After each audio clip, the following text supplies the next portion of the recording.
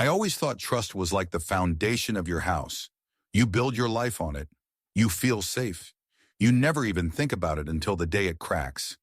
And my foundation didn't just crack.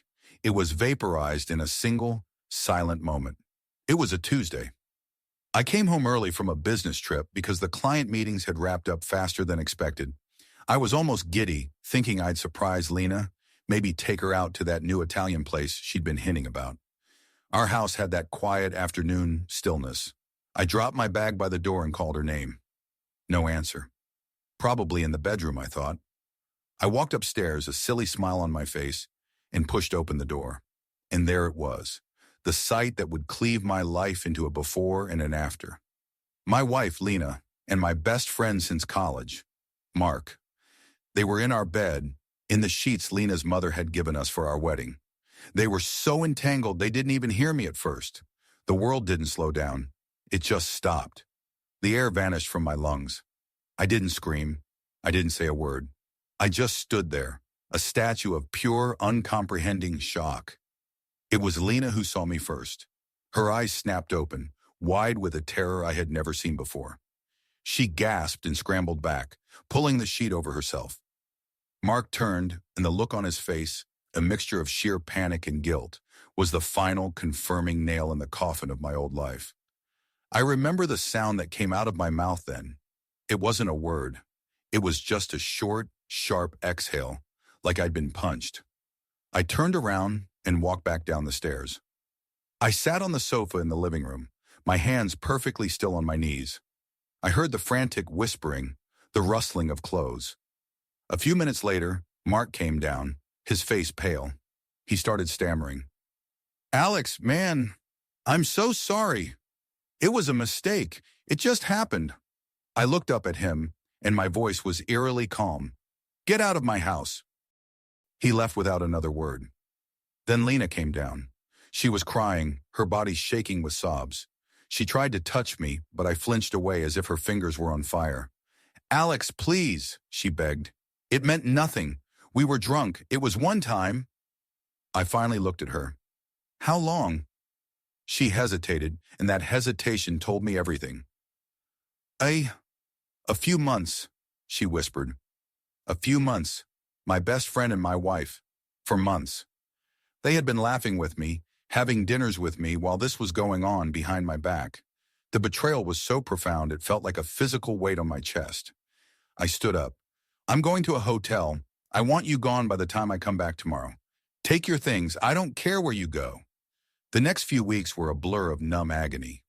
I moved back into the house, which now felt like a museum of a life that had been stolen from me. Every room held a ghost. The kitchen where we cooked together, the couch where we watched movies, the bed. I slept on the couch for a month. Lena begged and pleaded through texts and calls, her messages swinging from desperate apologies to angry accusations that I was being cruel. I blocked her number. My friends tried to reach out, but I couldn't face them. They were Mark's friends too. Our entire social circle was contaminated. I was utterly alone. The rage started to simmer then, a dark, quiet thing in the pit of my stomach. It was better than the pain.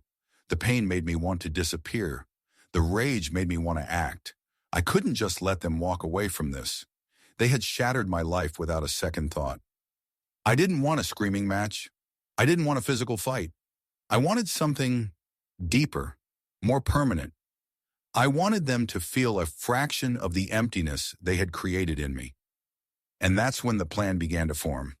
It wasn't a plan of hot-headed revenge. It was cold, calculated, and it would take time. I knew them both better than anyone. I knew their weaknesses. Mark was arrogant. He was a successful freelance graphic designer, but he was terrible with money and took on more work than he could handle. Lena was deeply insecure and obsessed with keeping up appearances for her picture-perfect family. I decided I would systematically dismantle the pillars of their lives, the way they had dismantled mine. Phase 1 was Mark. I created a fake identity online, a representative of a prestigious, non-existent European design firm. Using a VPN and a burner phone, I contacted him with an offer for a huge, lucrative project, a complete rebranding for a fictional startup. The pay was astronomical. He bit immediately, his ego flaring up. We had long email exchanges and video calls where I wore a disguise and used a voice modulator. I praised his portfolio, told him he was exactly the visionary they needed. I strung him along for weeks, making the project more and more complex. He was pouring all his time into it, turning down other, real clients because he was so sure this was his big break. Meanwhile, I began phase 2. Lena. I knew she was staying with her sister. I anonymously sent a bouquet of flowers to her sister's house with a card that said, "Thinking of you, a secret admirer." It was a small thing, but it was designed to create paranoia. Who was sending them? Was it Mark? Was it someone else? I knew her sister was married and somewhat jealous. It would cause tension. A week later, I sent another more expensive gift, a piece of jewelry. This time, the card was more specific. "Saw you at the coffee shop last Tuesday. You are even more beautiful up close."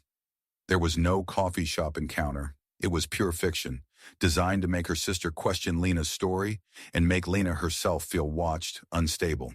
Back to Mark.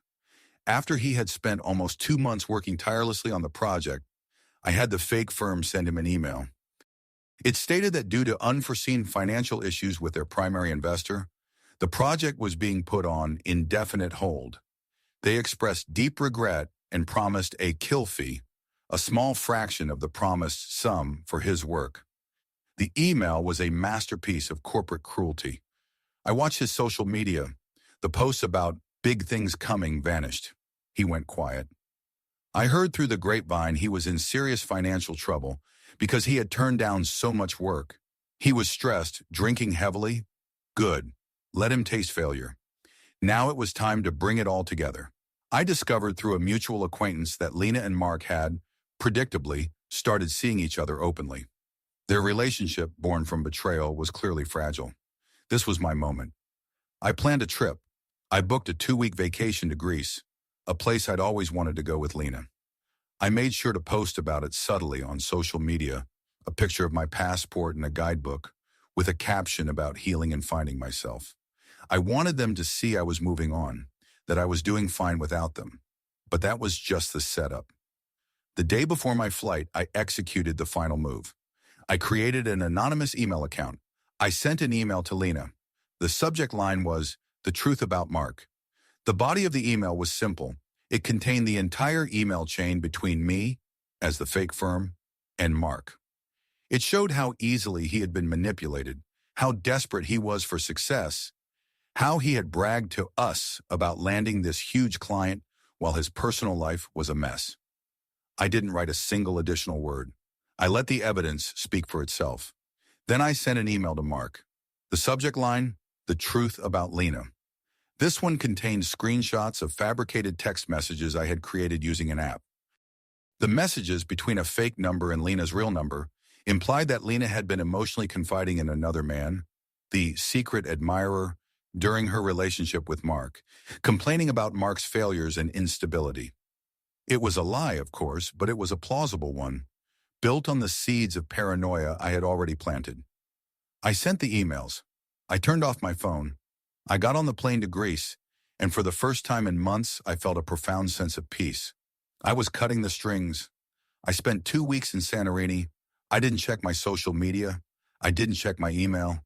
I swam in the Aegean Sea, hiked the cliffs, ate delicious food, and simply existed. The rage was gone. The pain was still there, but it was a dull ache, not a sharp wound. I was healing.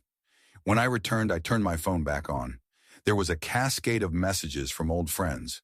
The story had exploded. After receiving my emails, Lena had confronted Mark. He, in turn, had confronted her about the secret admirer. Their relationship, built on a foundation of sand, collapsed into a whirlwind of accusations, screaming matches, and bitter recriminations. They had broken up in a very public, very ugly way, airing all their dirty laundry for everyone to see. Mark's reputation in our professional circle was damaged. Lena's relationship with her sister was strained because of the admirer mystery. They were both miserable, isolated, and tangled in the web of lies I had woven. And me? I felt nothing for them. No schadenfreude, no pity, just emptiness. They were ghosts from a past life. The revenge wasn't sweet. It was just over. I had used the energy of my hatred to fuel a project, and now the project was complete. The money I had saved for a future that no longer existed had funded my trip to Greece. In that beautiful ancient place, I had started to build a new foundation for myself. It was slow. It was hard. I started going to therapy. I reconnected with a few true friends who had stuck by me. I even started dating again, tentatively. A year after the incident, I sold the house. It was just a building full of bad memories. I used the money to buy a small, modern apartment with a view of the city. It was mine, and only mine. I was sitting on my new balcony one evening, watching the sunset, when a thought occurred to me. They had given me a gift, a terrible, painful, cruel gift, but a gift nonetheless. They had shattered the person I was, the complacent man who built his life on someone else's approval. In doing so, they forced me to become someone stronger, more independent, and more self-aware. I didn't need a wife to complete me, or a best friend to validate me. I was enough on my own. The revenge didn't heal me. Letting go did. Building a new life did. The chapter of Lena and Mark was finally irrevocably closed, and my own story was just beginning.